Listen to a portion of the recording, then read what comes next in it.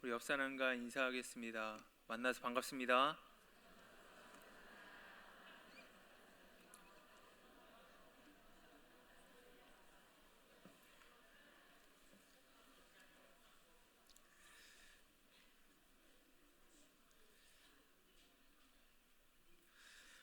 세상의 모든 생명체는 반드시 성장합니다. 그러니까 건강하면 잘 커요.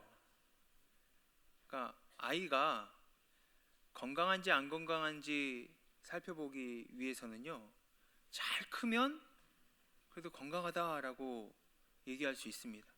근데 밥도 잘 못 먹고 잘 크지 않으면 부모님들은 걱정합니다. 왜 걱정하죠? 건강하지 않기 때문이죠. 그러니까 생명체는 반드시 성장을 합니다.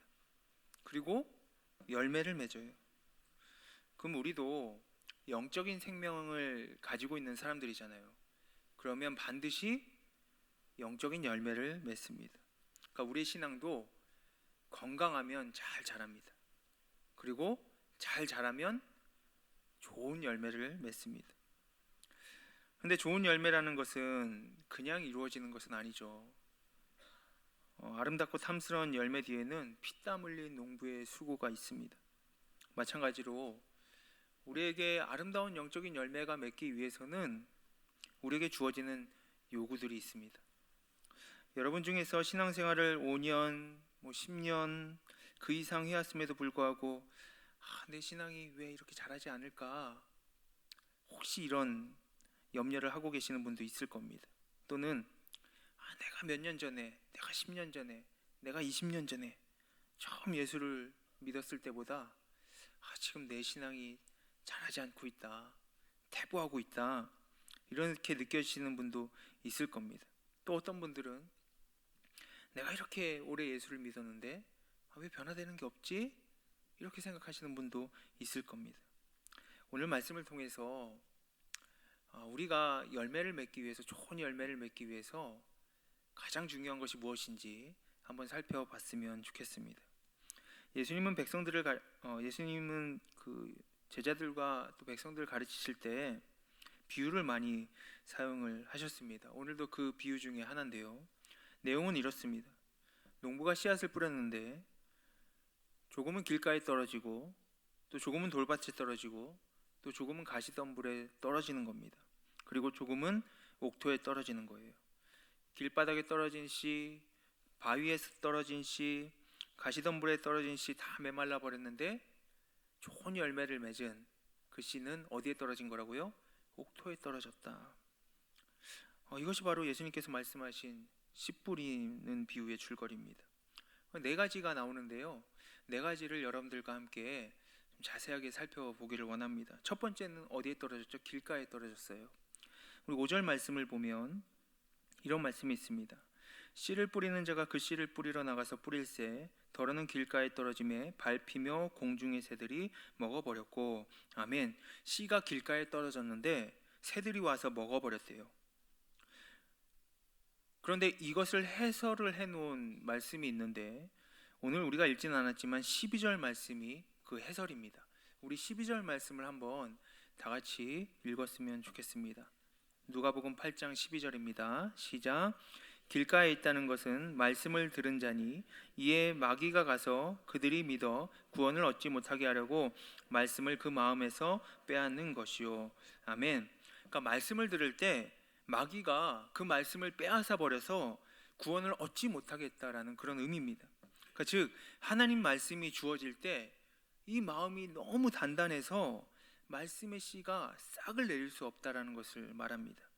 여러분 한번 길가를 생각해 보시기 바랍니다. 길가는 많은 사람들이 왕래하는 곳이죠.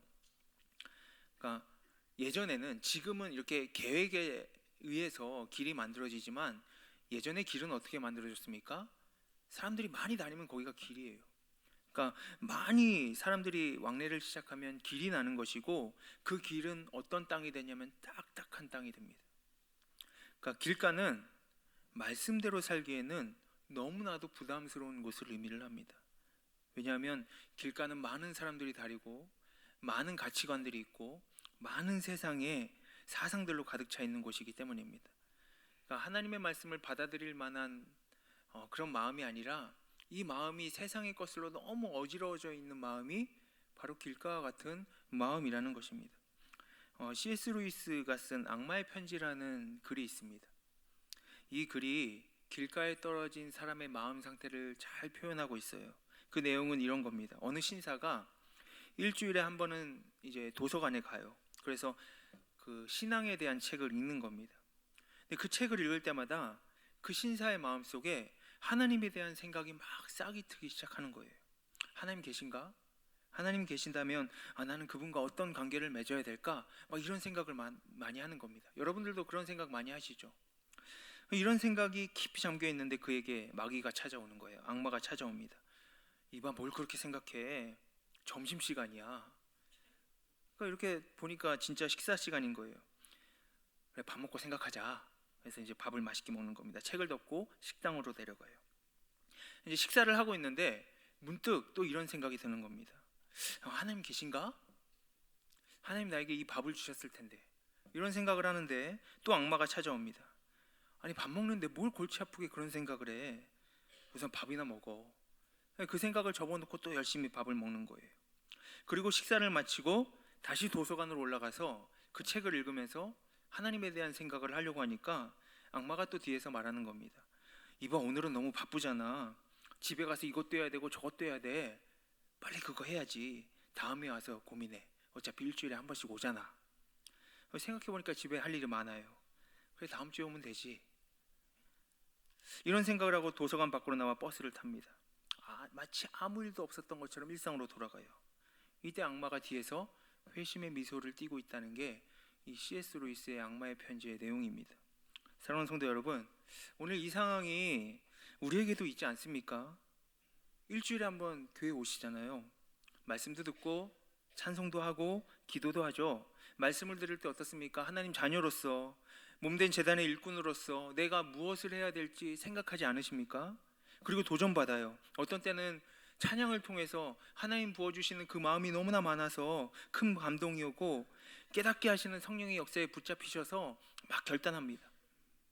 근데 많은 경우 우리는 이 시간에 은혜 받으려는 마음을 다른 생각에 뺏기는 경우도 많이 있습니다. 다른 생각에 잠시 젖어 있다 보면 설교는 곧 끝나고 교회의 여러 가지 소식을 전하는 광고, 축도가 끝난 후 이제 식당으로 가서 3, 4, 5 둘러 앉아서 식사를 하죠. 또 밥을 먹으면서도 아까 들은 설교 말씀 중에 강하게 도전받은 부분이 생각났을 때가 있습니다. 잠시 생각에 젖으려니까 또 옆에서 막 말을 시키고 또 내 마음 안에 집에 가서 해야 될 게 막 생각이 납니다. 식사 후의 상황은 더 분주하죠. 여러 가지 일들이 우리를 기다리고 있기 때문입니다. 막 즐겁게 친교하다 보면 마치 아무 일도 없었던 것처럼 집으로 가는 길을 보면서 뒤에서 마귀가 우리를 보면서 회심의 미소를 짓고 있을 수도 있습니다. 그렇게 한 주간을 보내고 한 달을 보내고 1년을 보내고 10년을 보낸 그런 일들도 있을 겁니다. 이 이야기를 듣고, 이 C.S. 루이스의 이야기를 듣고 충격을 받은 사람이 존 버년이라는 사람입니다. 여러분들이 너무나 잘 아는 철로 역정을 쓴 사람이죠. 자신도 오랫동안 신앙생활했는데 하나님에 대한 만남의 경험이 없던 그가 충격을 받았어요. 내가 이 주인공이다. 내가 가는 길 뒤에서도 마귀가 나를 보고 회심의 미소를 짓고 있겠구나. 예배 시간 내내 내가 몸은 점잖게 앉아 있었는데 생각은 엉뚱한 곳으로 날개를 피고 있었구나. 우리들도 이런 경험이 있습니다. 저도 그런 경험이 있거든요. 지금도 저를 바라보고 계시지만 생각은 다른 곳에 가 있을 수도 있을 겁니다. 내가 가스불 잠그고 왔나? 보일러를 켜두고 왔나? 우리는 그냥 길가에 뿌려진 씨를 악한 자가 막 빼앗아가고 있는데 우리는 아무런 정도 없이 그냥 당할 때가 많이 있다라는 것입니다. 그럼 그 말씀이 잊혀지는 거예요. 사랑하는 성도 여러분, 얼마 동안 그 말씀이 내 마음에 남아있는지 한번 생각해 보셨으면 좋겠습니다. 그래서 우리들의 마음을 잘 지켜서 우리들의 마음에 하나님의 말씀이 깊게 심겨지는 역사가 있게 되기를 주님의 이름으로 축복합니다. 두 번째 상황은 바위 위에 이제 씨가 떨어질 때입니다. 바위 위에 뿌려졌다는 것은 환경이 굉장히 열악한 것을 말합니다. 흙이 얇기 때문에 잠깐은 자라는데요, 깊이 뿌리를 내릴 수가 없습니다. 이 해설이 또 성경에 친절하게 나와 있습니다. 13절 말씀입니다. 한번 다 같이 읽어보겠습니다. 시작. 바위 위에 있다는 것은 말씀을 들을 때 기쁨으로 받으나 뿌리가 없어 잠깐 믿다가 시련을 당할 때 배반하는 자요. 아멘. 그러니까 말씀으로 인해서 사람들이 새 생명의 기회를 얻어요. 말씀으로 인해서 연약한 이들이 삶의 용기를 얻습니다. 말씀으로 인해서 인생에 나아갈 소망을 얻을 수도 있습니다. 반면에 말씀으로 인해서 넘어질 수도 있다라는 거예요. 우리의 마음이 바위 같으면요. 이런 이야기죠. 여호수아 6장에 어떤 말씀이 있냐면 이스라엘 백성들이 요단강을 건너갑니다. 홍해를 건널 때는 바닷물이 갈라진 다음에 백성들이 건너가잖아요. 얼마나 기쁠까요? 바닷물이 싹 갈라져 있는데요. 근데 요단강은요, 물이 막 넘칠 때 법궤를 맨 제사장들이 앞세워 들어가라고 하는 보다 깊은 차원의 헌신을 요구하는 것을 볼 수가 있습니다. 그러니까 물이 갈라진 것을 보고 건너는 것이 아니라 오히려 더 많은 물때를 기다렸다가 들어가라고 하는 결단을 요단강을 통해서 요구하고 계시는 거예요. 그러니까 갈라진 홍해를 보고 건넜던 이스라엘 백성들에게 요단강 건너는 것은요, 굉장히 두려운 일이었을 겁니다. 도전적인 일이에요. 그런데 믿음으로 순종하니까 물이 점점 줄어드는 하나님의 은혜를 경험할 수 있었던 겁니다. 그들이 요단강을 건넜어요. 하나님의 약속의 땅, 가나안 땅에 들어갔습니다. 근데 여호수아 6장에 보면 이렇게 시작하고 있어요. 이스라엘 자손들로 인하여 여리고는 굳게 닫혔고 출입하는 자가 없더라. 우리말로 풀어 얘기하면 이스라엘 사람들 때문에 여리고성이 닫혔다라는 겁니다. 하나님께서 가나안 땅을 정복하게 하셨어요. 그러니까 가나안 땅에 들어갔다고 해서 시련이 끝나고 고난이 끝난 게 아니에요. 가나안 땅에 들어가면 더 깊은 시련과 더 깊은 어려움이 있습니다. 그런데 하나님께서 주시는 그 가나안 땅이 상황이 녹록지 않았을 때 그들이 어떻게 그 여리고성을 넘었냐면 똑같이 요단강을 건넜던 것처럼 말씀을 통해서 그 성을 정복했습니다. 하나님 그 성을 정복하기 위해서 하루에 한 번씩 백성들을 돌게 했고 7일째 되는 날에 7번 돌게 하셨고 함성과 함께 지진으로 무너뜨리셨어요.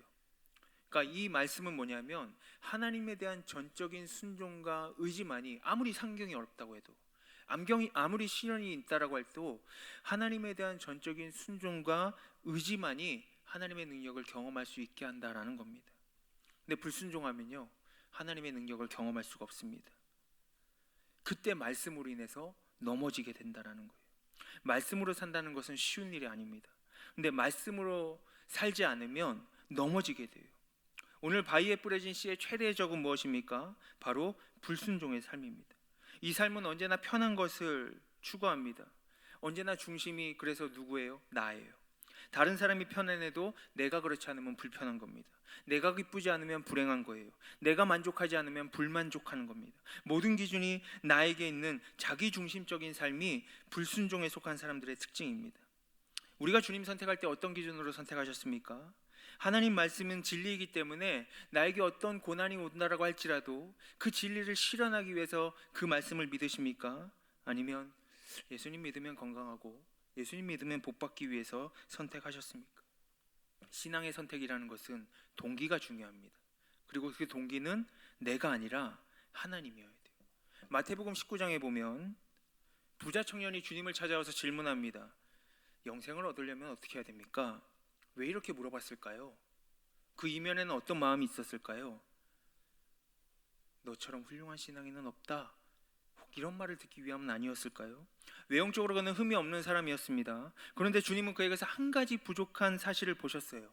네가 한 가지 부족함이 있는데 네가 가진 많은 재물을 그것을 필요로 하는 가난한 이들에게 나눠주고 나 좀 따라와, 이렇게 말씀하시죠. 그 젊은 사람은 본인이 생각하기에 완벽하다라고 생각했던 그 사람은 그 재물 때문에 근심하며 돌아갈 수밖에 없었습니다. 그러니까 오늘 본문 말씀을 따라서 본다면 말씀 때문에 시험 받은 거예요. 주님은 자기를 따라 제자가 되겠다는 이들에게 뭐라고 말씀하십니까? 누구든지 자기를 따라오려거든 자기 십자가를 지고 따라오지 않는 자는 내게 합당치 않다라고 말씀하십니다. 자기 십자가란 희생이고 헌신이죠. 그러니까 희생이 없는 그리스도의 삶은 의미가 없는 겁니다. 부자 청년은 재물이 많기 때문에 근심하며 돌아갔다라고 합니다. 그가 주님 만나는데 넉넉한 물질이 장애물이 된 거예요. 바위돌이 된 겁니다. 주님이 주신 물질이 디딤돌이 되어야지 걸림돌이 되면 어떻게 하겠습니까? 사랑하는 성도 여러분, 나의 기대를 채워주기 기대하는 신앙은 환난이 올 때 넘어집니다. 그런 신앙은 바위 위에 있는 신앙이에요. 나의 기대와 유익만을 생각하면서 예수님 믿으면 세상의 하찮은 것에서도 무너지고요, 하나님 말씀을 통해서도 무너집니다. 근데 말씀이 하나님의 것이고 나의 삶의 모든 것이라면 내 기대가 없어도 받아들이는 겁니다. 아브라함이 이삭을 제물로 바치라는 하나님의 요구에 순종했던 것처럼 주님이 원하시는 것을 다해서 모든 것 걸 수 있는 겁니다. 그랬을 때 그 사람들을 통해서 하나님 나라가 세워지는 것이고 그 사람들을 통해서 하나님께 영광 돌리는 것입니다. 저 여러분들의 삶이 하나님께 영광 돌리는 삶이 되기를 주님의 이름으로 축복합니다. 세 번째는 어떤 밭입니까? 가시떨기 밭입니다. 이 밭은 씨앗이 싹이 나서 많이 자랐는데 가시가 자라서 기운을 막는다고 합니다. 말씀을 들은 자예요. 또 성장하는 자입니다. 누가 뭐라 해도 어느 정도 신앙에 성숙된 모습이에요. 어떻게 보면 오늘날 우리들의 모습이 가장 많이 있는 비유가 이 가시떨기 나무 같습니다. 어떤 부딪힘이 있을까요? 이런 부딪힘이 있었습니다. 로마 시대에 바울이 로마의 복음을 전하기 위해서 이제 죄인의 신분으로 로마에 가잖아요. 거기서 이제 갇히게 되면서 그 집을 경호하는 군인들을 전도를 하게 됩니다. 그게 바로 로마 교회의 첫 출발이에요. 그래서 그 지하 감옥에서 그들을 세례주면서 로마의 복음 전파는 수많은 로마에 사는 유대인들 그리고 로마의 사람들을 주님의 사람으로 만들기 시작했습니다. 그리고 그런 사람들이 많아지니까 이제 핍박을 받게 되죠. 이제 핍박을 많이 받게 되니까 지하에 있는 석회동굴을 파가지고 거기 안에 들어가서 이제 예배를 드리고 거기에서 살기 시작한 겁니다. 그것을 카타콤이라고 얘기합니다. 처음에는 로마 서쪽에 구멍을 뚫어서 살기 시작하다가 이제 예수 믿는 사람들이 너무나 많아지니까 그 구멍을 낳고 동굴이 동굴을 낳아서 로마 전역에 그 카타콤이 만들어지기 시작했습니다. 그러니까 로마 시내를 다 차지할 만큼 그렇게 믿음의 사람들이 많아진 거예요. 핍박이 많음에도 불구하고요. 그런데 기독교 세계사의 한 일화를 보면 그 카타콤의 사람들이 꺾이게 된 이유가 하나가 나오는데, 그런 사실을 보면서 로마 황제가 발표를 하게 됩니다. 어떤 발표를 하게 되냐면, 이제부터 모든 로마에 사는 사람들은 예수님을 믿는 자든 믿지 않는 자든 자기를 주로 인정하는 사람은 핍박하지 않겠다라는 겁니다.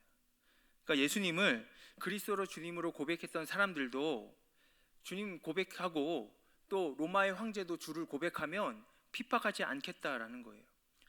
여러분들은 어떤 결정하시겠습니까? 어떻게 그래도 두 주인을 섬길 수 있어? 이런 마음 가지시잖아요. 그런데요, 그때부터 카타콤에서 그 로마의 시내로 나오는 크리스찬들이 하나 둘 생기더니 점점 많아지게 되었다라는 거예요. 그러니까 내가 예수님을 주로 고백하지만 황제 앞에서도 내가 주로 고백하겠다라는 사람이 점점 이중적인 신앙을 가진 사람들이 많아지게 되었다라는 겁니다. 여러분, 우리들도 이런 모습을 가지고 있을 때가 있습니다. 두 가지 다 놓기가 어려운 거예요. 하나님의 자녀의 모습과 세상에서의 유혹, 두 가지 다 잡고 있는 모습이 우리들에게도 있잖아요. 봉사도 하고 모든 부분에서 하나님의 자녀답게 살기도 하면서 세상에서도 세상의 많은 것들을 붙잡고 살기에 좋아하는 모습들이 우리들에게도 분명히 있습니다. 성경은 이런 모습을 가시덤불이라고 표현하고 있습니다. 그런데 주님은 요한일서 2장 15절 말씀에 이 세상이나 이 세상 것들을 사랑하지 말라라고 하시고요. 또 한 사람이 두 주인을 섬기지 못한다고 말씀하고 계십니다. 사랑하지 않아야 될 게 오늘 또 친절하게 14절에 나와 있습니다. 우리 14절 말씀 세상의 것들을 한번 보도록 하겠습니다. 한번 다 같이 읽어보겠습니다. 시작. 가시떨기에 떨어졌다는 것은 말씀을 들은 자이나 지내는 중 이생의 염려와 재물과 향락의 기운이 막혀 온전히 결실하지 못하는 자요. 아멘. 세상의 염려, 물질의 유혹, 욕심, 세상적인 쾌락, 모든 사람들의 마음에는 이러한 것들이 수많은 유혹으로 자라나고 있다는 거예요. 비록 내 마음의 주인인 예수님을 모시고 있어서도요. 바로 이런 것들이 하나님의 진리로 열매 맺는 것에 강력한 유혹이 되고 있다는 것이고 걸림돌이 되고 있다는 것입니다. 위협이 되고 있다는 거예요. 우리는 이런 것들을 잘 분별할 수 있어야 됩니다. 분별하기를 원합니다. 마지막 네 번째, 좋은 땅입니다. 우리 8절 말씀 한번 다 같이 읽어보겠습니다. 시작. 더러는 좋은 땅에 떨어짐에 나서 100배의 결실을 하였느니라. 이 말씀을 하시고 외치시되 들을 귀 있는 자는 들을지어다. 아멘. 좋은 땅은요, 부드러운 마음, 열린 마음, 진리를 받아들일 줄 아는 마음, 진리를 깨닫고 진리와 더불어 생활하는 마음입니다. 이런 사람에겐 중심이 있고, 이런 사람에겐 내일이 있고, 이런 사람에겐 신념이 있고 열매가 있습니다. 근데 이것을 어떻게 표현하고 있냐면 15절 말씀을 보면 제가 읽어드릴게요. 좋은 땅에 있다는 것은 착하고 좋은 마음으로 말씀을 듣고 지키어 인내로 결실하는 자니라. 아멘. 그러니까 결실해 나가는 거예요. 우리가 한 생을 살아가는 데 있어서 언제나 좋은 땅일 수 있을까요? 감정에 치우칠 때도 있고 때때로 고집 부릴 때도 있습니다. 우쭐댈 때도 있고요. 세상의 욕망에 사로잡혀 있을 때도 있습니다. 근데 그때마다 우리가 해야 될 것은 뭐냐면 내 마음을 좋은 땅으로 만드는 거예요.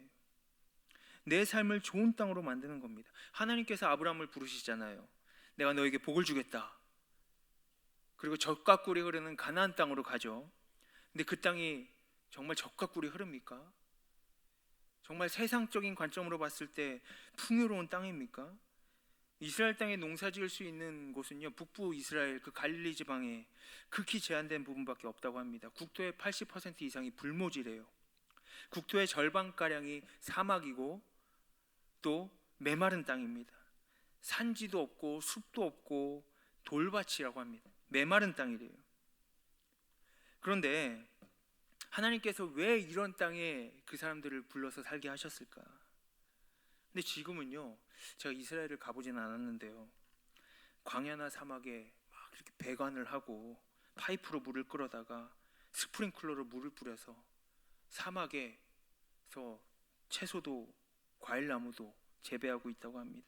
산등성이에는 그 메마른 땅, 돌들이 많은 땅 경작해서요, 포도나무 심고 감자도 심고 산 정상까지 개간하고 있다고 합니다. 요단 강물 끌어올려서 농경지로 활용하고 있대요. 인간의 마음도 개간해야 됩니다. 길가와 같이 완강하고 고집세고 교만한 마음을 가진 사람일지라도, 돌밭처럼 험하고 악한 사람이라고 할지라도, 가시밭처럼 세상의 재미, 세상의 욕망 추구에 급급한 사람이라고 할지라도 내 마음을 주님께 맡기면 좋은 땅이 될 수가 있습니다. 하나님께서 내 마음에 들어오시면요, 그걸 다 갈아가지고 옥토로 삼아 주실 겁니다. 우리 마음에 복음의 진리가 심겨져서 세상의 유혹도 있고 내 마음의 딱딱함도 있고 또 내 마음 안에 있는 싹이 자라지 못하는 돌들도 있지만 그 복음의 진리가 심어져서 어떻게 아둥바둥 주님 뜻대로 순종하기로 결단하며 말씀 내가 듣겠습니다 라고 결단하면서 한 걸음 한 걸음 나가다 보면요, 뿌리를 내릴 수 있고 줄기가 세워질 수 있고 열매를 맺을 수 있을 만큼 하나님께서 내 마음을 좋은 땅으로 만들어 주신다라는 겁니다. 베드로 한번 생각해 보시죠. 원래 베드로는 자존심 강하고 성격 급하고 완강한 사람이고 강직한 사람입니다. 남에게 지는 것도 싫어하는 사람이에요. 겸손이라고는 도저히 찾을 사람이 아닙니다.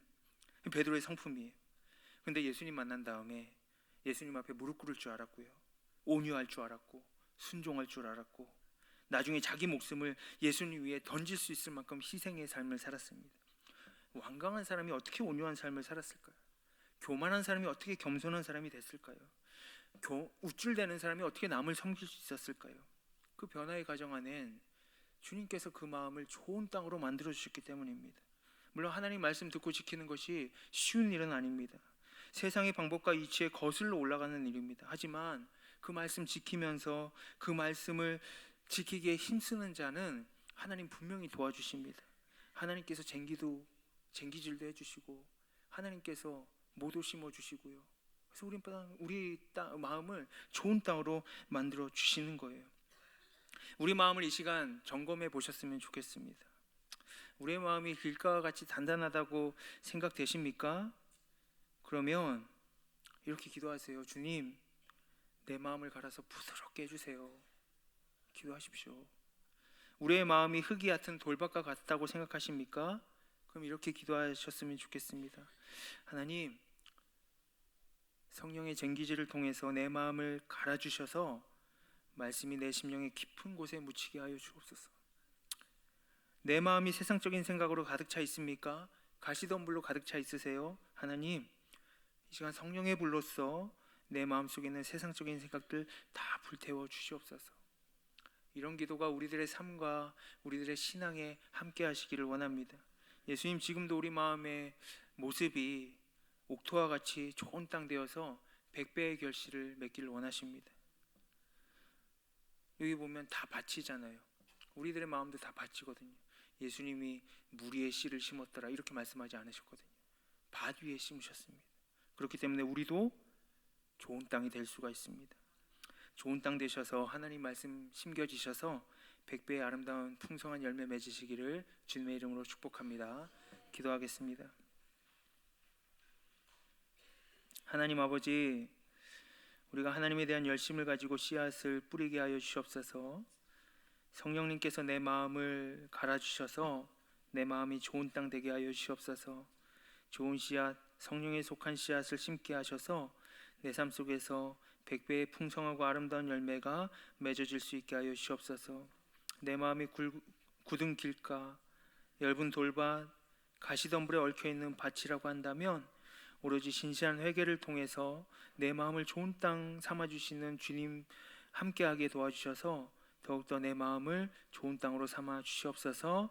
모든 말씀 예수 그리스도 이름으로 기도하였습니다. 아멘.